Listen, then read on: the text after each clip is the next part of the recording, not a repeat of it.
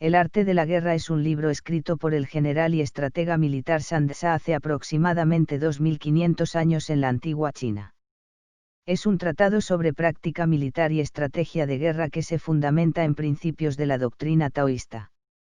El arte de la guerra, en este sentido, es un texto que nos ayuda a comprender mejor la naturaleza de los conflictos y a analizar y evaluar las mejores alternativas para su solución. Algunas de las enseñanzas fundamentales del libro son que lo ideal es vencer sin luchar y que la guerra se basa en el engaño y la confusión del enemigo. Asimismo, se destaca la importancia de saber ajustarse a las condiciones, ser capaces de defender las ventajas, aprovechar las oportunidades y tener claridad de visión y un sólido liderazgo. Es considerado uno de los mejores y más vigentes libros de estrategia militar de todos los tiempos. Sus advertencias han tenido influencia a lo largo de la historia sobre grandes estrategas de la guerra y la política de Oriente y Occidente, como Nicolás Maquiavelo, Napoleón Bonaparte o Mao Zedong. Resumen del libro. El arte de la guerra es un tratado sobre estrategia militar dividido en 13 partes, cada una de las cuales da cuenta de los diversos aspectos y escenarios que pueden darse en un conflicto. Capítulo 1. La evaluación. La guerra es muy importante para el Estado y puede suponer la vida o la muerte. Por otro lado, el conflicto determina la conservación o la pérdida del imperio. Por ello, es necesario conocer bien cada detalle y saber manejar la situación. En este capítulo, Sun Tzu habla de 5 factores fundamentales a tener en cuenta en un conflicto: el camino, las condiciones meteorológicas, el terreno, la autoridad o mando y la disciplina. Estos elementos deben ser dominados por cada general si quiere conseguir la victoria. Asimismo, este capítulo se centra en la importancia de la evaluación del enemigo, del cual recomienda conocer sus fortalezas y debilidades. Capítulo 2. La iniciación de las acciones. Este capítulo advierte de la importancia de conocer las cantidades y el costo que va a suponer la campaña militar. Si el objetivo principal de la guerra, la victoria, tarda demasiado en llegar, es posible que la moral decaiga y que los recursos se agoten. Así que, de nada sirve que una campaña se alargue demasiado en el tiempo. Entonces, la estrategia del líder debe ser debilitar al enemigo y desproveerlo de alimentos para suministrárselos a los suyos. Capítulo 3. Las posiciones de la victoria y la derrota. Es importante combatir los planes del enemigo y, ante todo, no permitir una alianza entre adversarios. La mejor estrategia de guerra es generar impacto en un estado y no arruinarlo. Nunca se debe atacar con cólera y con prisas. Para ello se necesita una buena planificación y coordinación. La estrategia es vencer sin luchar, sin asediar ciudades y no invertir demasiado tiempo en ello. Para conseguir el éxito se requiere atender a 5 aspectos fundamentales: el ataque, la estrategia, las alianzas, el ejército y las ciudades. Capítulo 4. La medida en la disposición de los medios. Es esencial tener la habilidad de asegurar la invencibilidad y conocer los defectos del enemigo para poder derrotarlo en su momento más débil. Así que, es importante conocer los defectos del adversario. En este sentido hay que preparar a los comandantes para que establezcan una buena base de defensa y que no cometan errores. También, hay que saber detectar las oportunidades para derrotar al enemigo. Capítulo 5. La firmeza. Este capítulo explica cómo todo buen líder es capaz de vencer al enemigo si crea una percepción, fuerza del ímpetu, favorable para su ejército. El combatiente inteligente consigue su victoria sin recurrir a la fuerza. De este modo, se debe fingir desorden para distraer a los adversarios. Sin embargo, para conseguir despistar al enemigo, antes hay que planear un orden. Solo así se puede crear un desorden artificial. Al igual que si se quiere fingir cobardía, primero hay que conocer la valentía y, si se pretende aparentar debilidad, antes hay que conocer la fuerza. Capítulo 6. Lo lleno y lo vacío. Un buen guerrero hace que el enemigo llegue el último al campo de batalla. Solo de esta forma sus combatientes estarán en una posición descansada, mientras que los adversarios llegarán agotados. En la guerra hay que ser sutil, discreto y silencioso e intentar aparecer en los lugares críticos para atacar al adversario donde menos se lo espere. El ejército debe aprovechar cualquier momento de debilidad del enemigo como una oportunidad para atacar.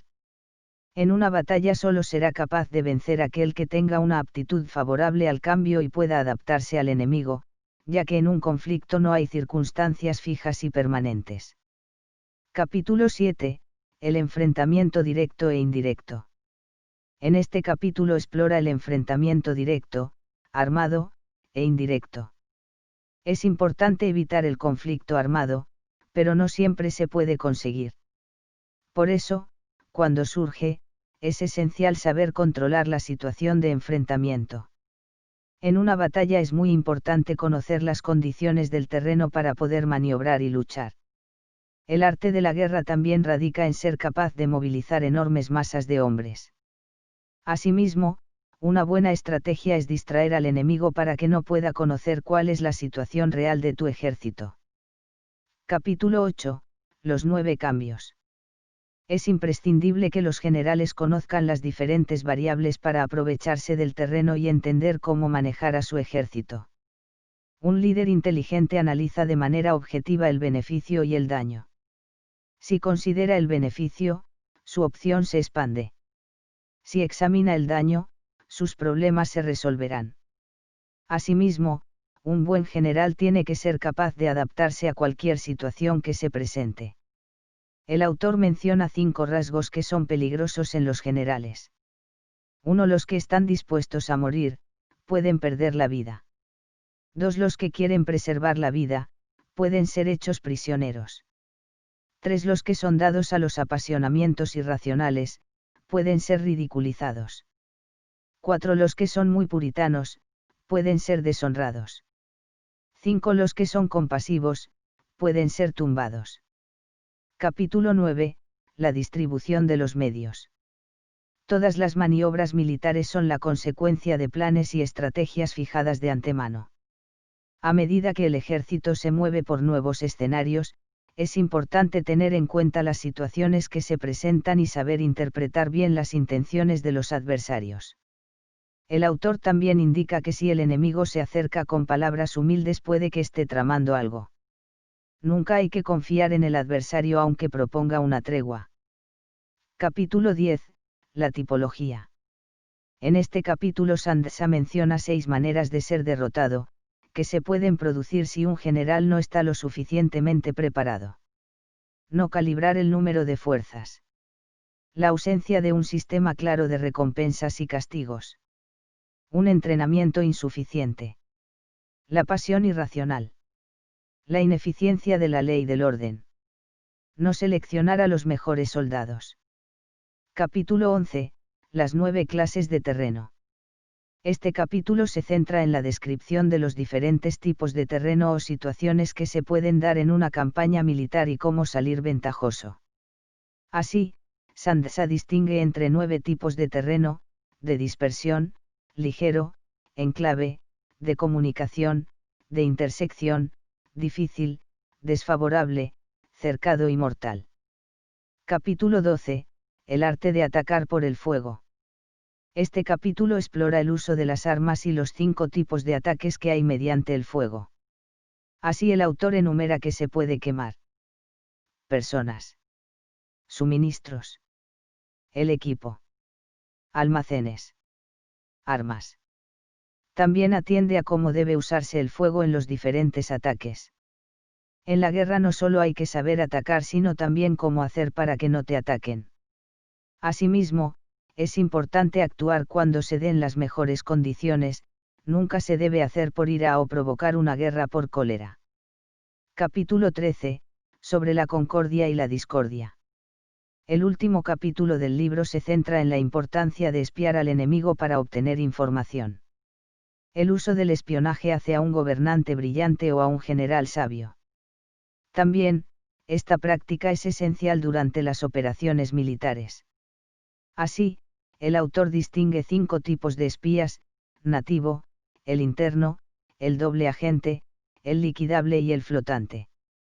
Finalmente, Sandsa afirma que si un general conoce el funcionamiento de cada clase de espionaje tendrá asegurada la victoria. Análisis de frases.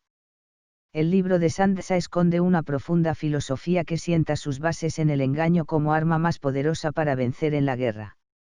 Sin embargo, hoy en día sus indicaciones son aplicadas en los más diversos campos de la actividad humana, no solo para la estrategia militar, sino también para la política, la diplomacia, los negocios, la gestión de conflictos, los deportes y la vida cotidiana.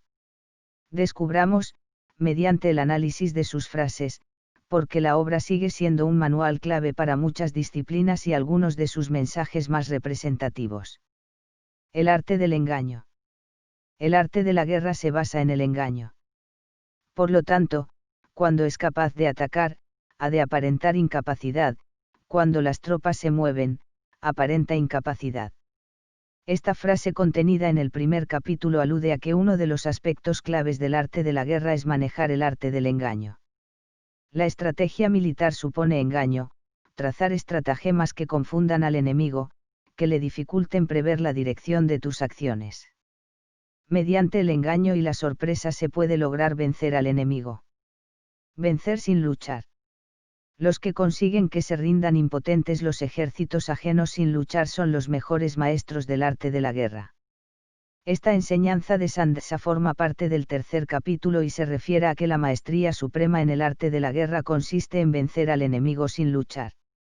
Para ello, expone que, antes de entrar en la guerra, existen algunas cosas que se debe intentar, principalmente, tratar de desmantelar la conspiración y los planes del enemigo, y luego disolver sus alianzas.